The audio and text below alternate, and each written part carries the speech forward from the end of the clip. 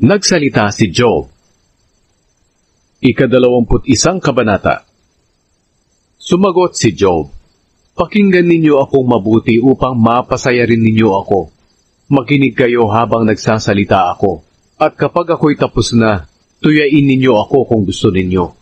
Ang hinaing ko'y hindi laban sa tao, kundi sa Diyos. Ito ang dahilan kung bakit maikli ang pasensya ko. Tingnan ninyo ako. Sa nakita ninyo sa akin, makakapagsalita pa ba kayo? Kung iisipin ko ang mga nangyayari sa akin, manginginig ako sa takot. Bakit patuloy na nabubuhay ang mga masama? Tumatanda sila at nagiging maunlad. Nakikita nila ang paglaki ng kanilang mga anak at apo. Namumuhay sila sa kanilang tahanan na ligtas sa panganib at walang kinatatakutan.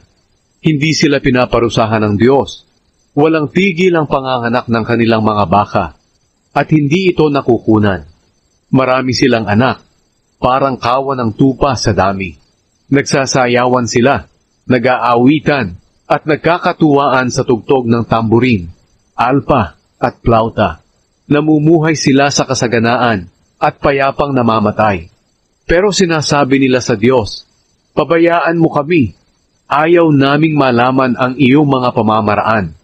Sino kang makapangyarihan na dapat naming paglingkuran? At ano ba ang mapapala namin kung mananalangin kami sa iyo?" Pero ang totoo, ang pag-unlad nila'y hindi galing sa sarili nilang pagsisikap. Kaya anuman ang ipapayo ng masasamang taong ito ay hindi ko tatanggapin. Pero madalang ang taong masasama na namamatay. Bihirang dumating sa kanila ang kahirapan o parusang ipinapadala ng Diyos dahil sa kanyang galit. Bihira nilang maranasan ang mapalayas tulad ng ipa na tinatangay ng malakas na hangin. Sinasabi ninyo na kapag hindi sila parurusahan ng Diyos, ang mga anak nila ang parurusahan. Pero saga ng akin, ang nagkasala ang siyang dapat parusahan ng Diyos para maranasan nila at makita ang kanilang kapahamakan. Matikman sana nila ang galit ng makapangyarihang Diyos. Kapag patay na sila, hindi na nila malalaman ang mga nangyayari sa kanilang sambahayan. Matuturuan ba ng tao ang Diyos na siya nga ang pinakamataas na hukom?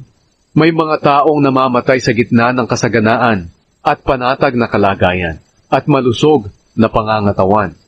May mga tao ring namamatay sa kahirapan at hindi nakaranas ng kahit kaunting kaginhawahan sa buhay. Pero pareho rin silang ililibing sa lupa at kakainin ng mga uod. Alam ko kung ano ang nasa isip ninyo. Alam ko kung ano ang binabalak ninyo laban sa akin. Sasabihin ninyo sa akin ang tungkol sa mga taong mayaman na nawasak ang tahanan dahil sa kanilang kasamaan.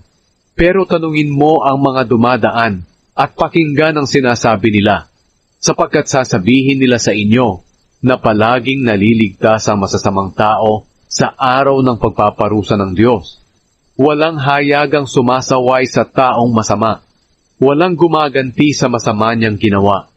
At kapag namatay siya at inihatid sa kanyang huling hantungan, marami ang nakikipaglibing. Tinatanggap ng lupa ang katawan niya at binibigyan ng kapahingahan. Binabantayan pa ang kanyang libingan. Kaya paano ninyo ako maaaliw sa pamamagitan ng mga salita ninyong walang kabuluhan?